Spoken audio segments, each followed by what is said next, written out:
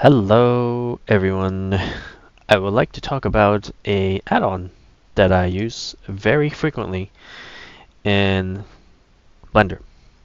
Now this uh, add-on is called Better Pie Menus, a Blender add-on, and it costs about 20 bucks, but it is absolutely amazing.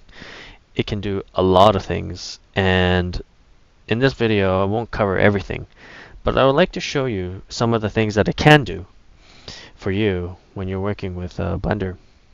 So let's get started. I'll just put that down here.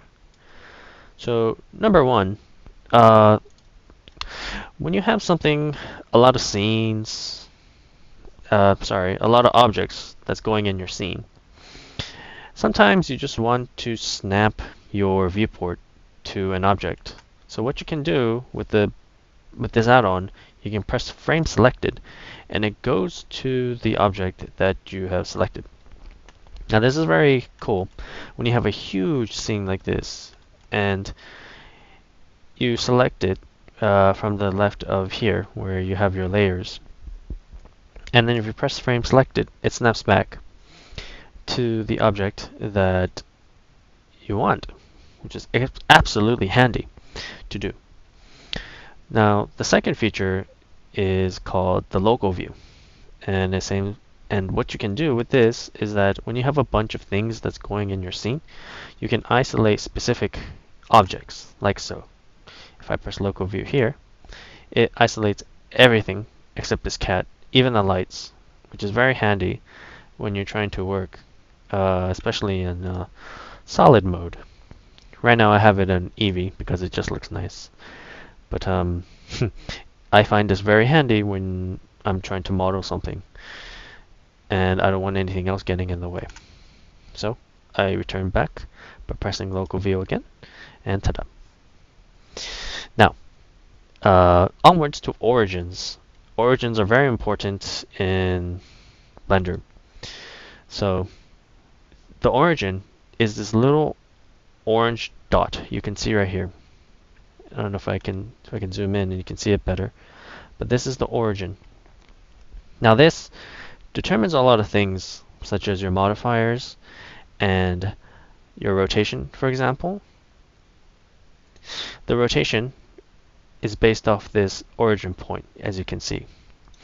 And what I did for this second cat, I actually moved the origin point all the way over here. Yes? I don't know if you can see in this video, but here it is. And what happens when I try to rotate it by pressing R, see, the rotation is based off that orange dot, you see? And sometimes when you're importing models, complicated models, I would say, the origin points gets messed up.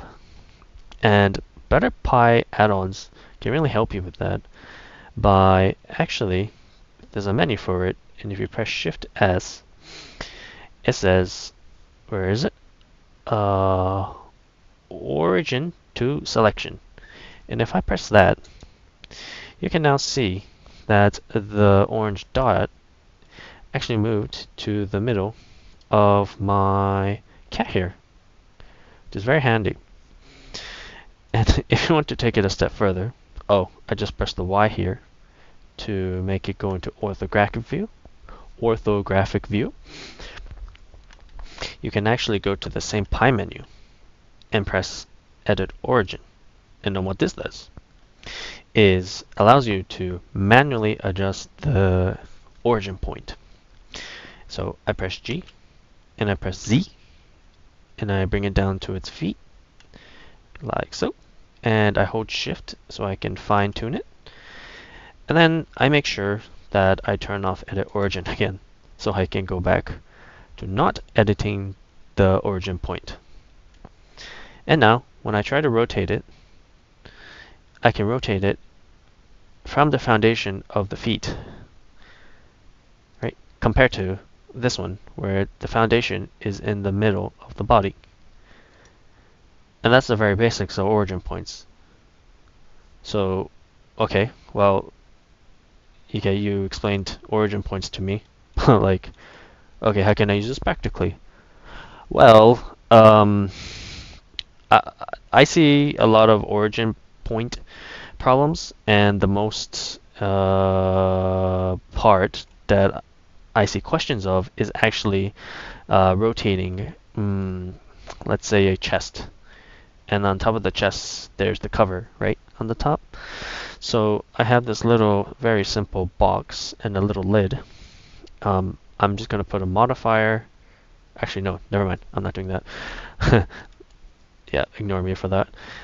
But here's what I mean. Like when new users of Blender try to rotate this, I want this lid here. Okay, but I can move this down here, like so, right? I press G, and then I press Z, and it goes down like that, right? Okay, I got to put it down like a lid. Okay, but now I wanted to open it a bit. But when they try to do that, they can see that it's not opening like it should, like a chest, right?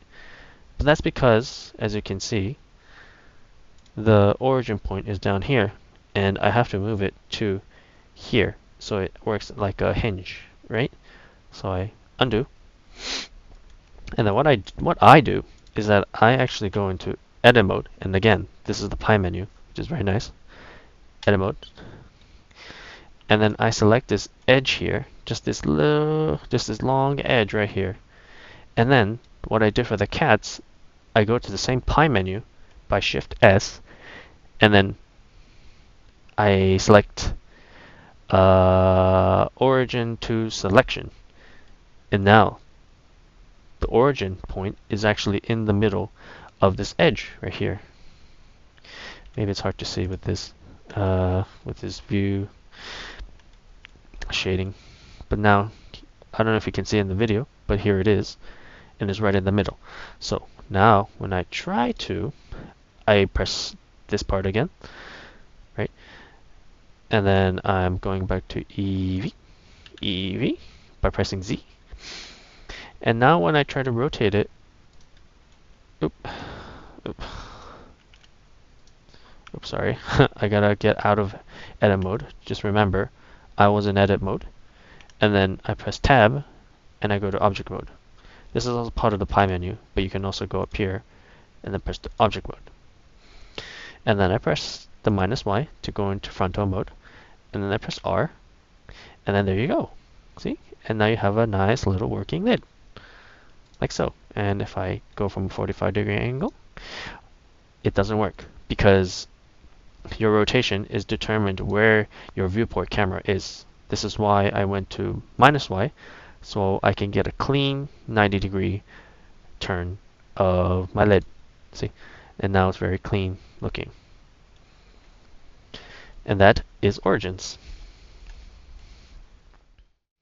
The second thing I want to cover with better pie menus is with cameras.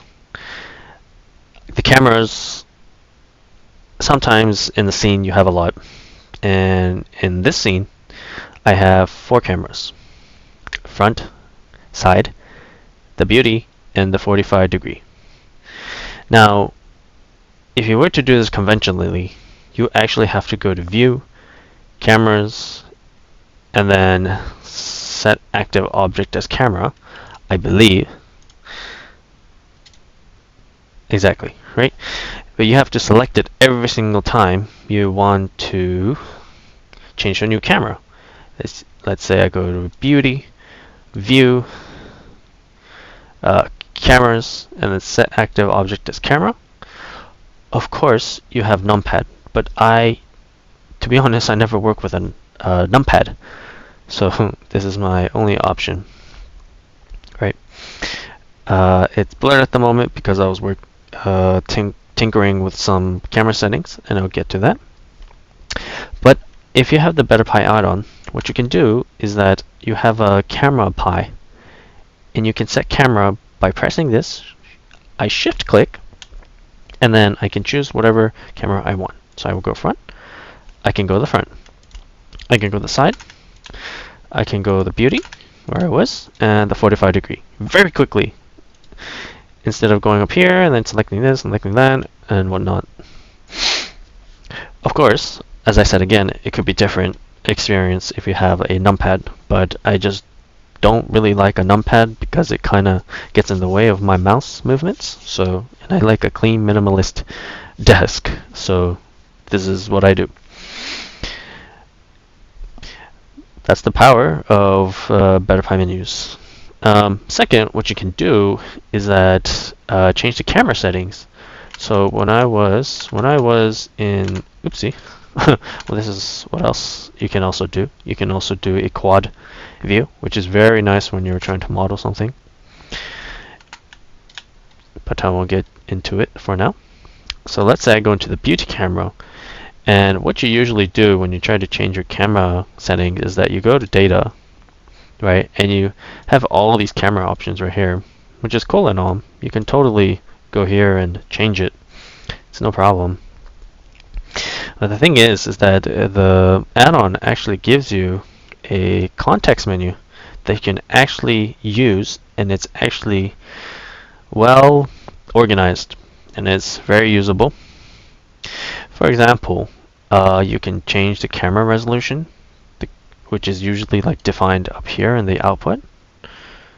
But if you change it to maybe double and you set that, it actually changes the resolution, which is fantastic because it combines the both render output and also the camera settings together, which makes it very convenient. But anyways, so if I go half, I can set the resolution to 1920 again, or I can just choose it from here. But yeah, so I can change the focal length just like this very quickly. I can change the sensor size of the camera, which is very cool if you're working with a specific camera that you need to match in 3D. The passapartout, I don't know how to pronounce this, but it's basically you can make your viewport darker, except the camera view, which is very handy when you're trying to composite accurately.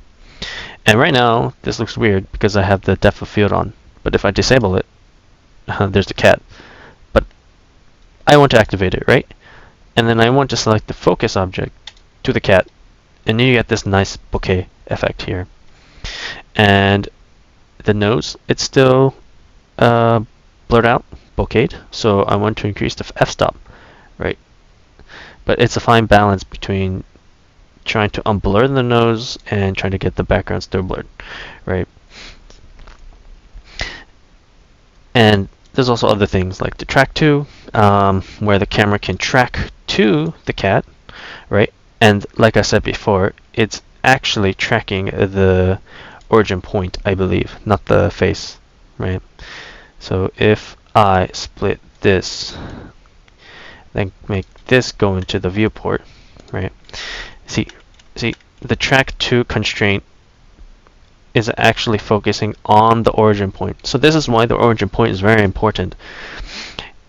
See, like the constraints are defined by it sometimes, right? And this is the camera right here. And this is the beauty camera that I was working with. So if I move it, you can see that it tracks the origin point. This is very cool when you're trying to make some cool cat videos, I guess. But here, so look, I'll show you. If I change the edit origin point, of the cat, right? I'm editing the origin point of the cat right now, and I move it to its face, for example, right there, right? You see the little orange dot here? Yeah. Now, and then I exit out of the origin point. Now, when I try to move the camera of the beauty,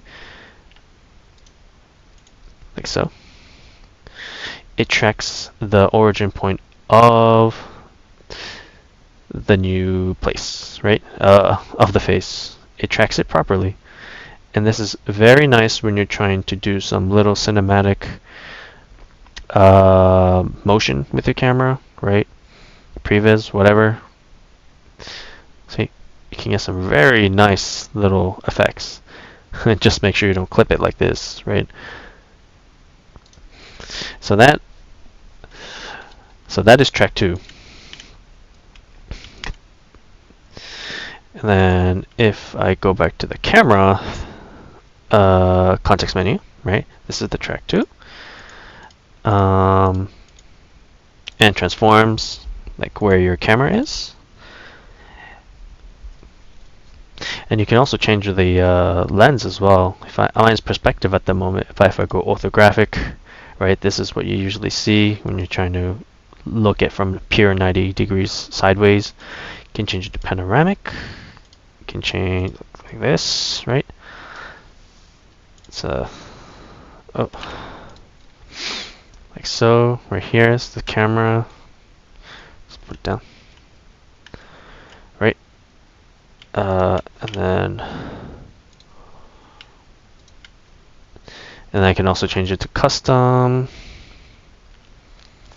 I believe I should have gotten.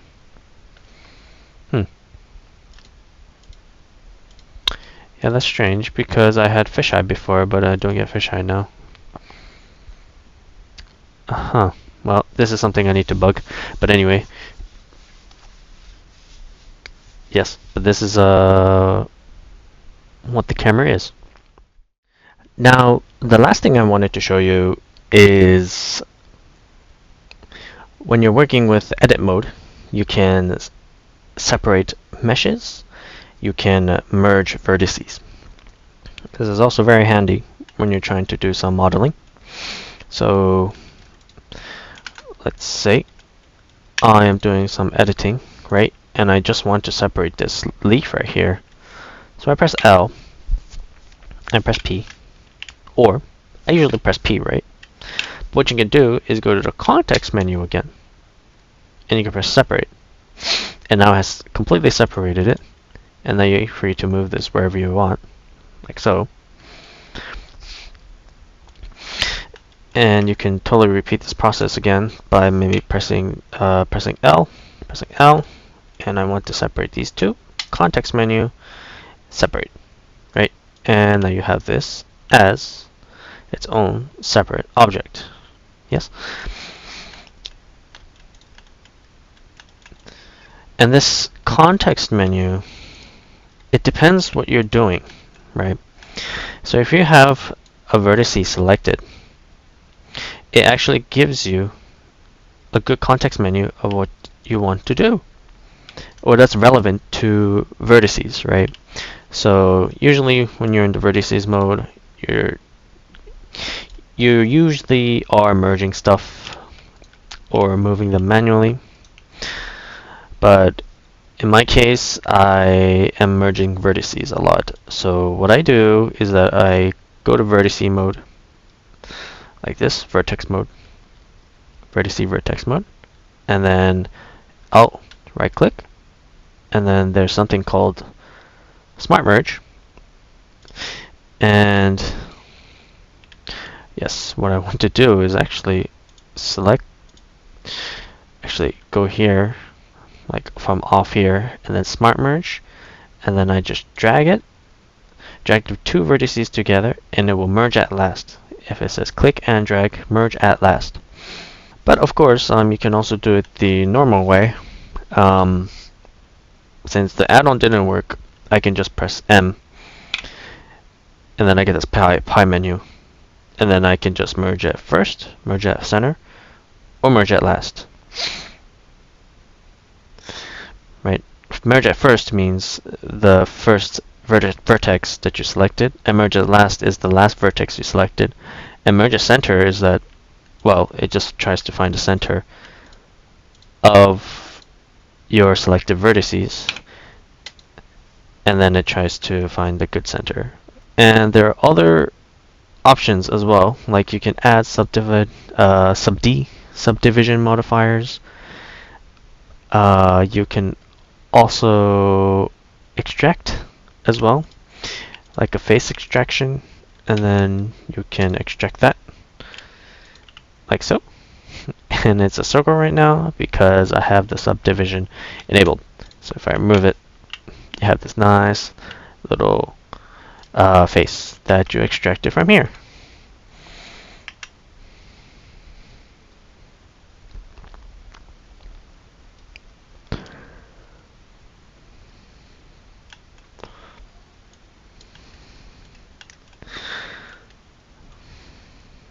So that was it for the volume 1 for the Better Pie menu. If I make another video for the Better Pie menus, I'll name it volume 2. But if you have any questions, please let me know.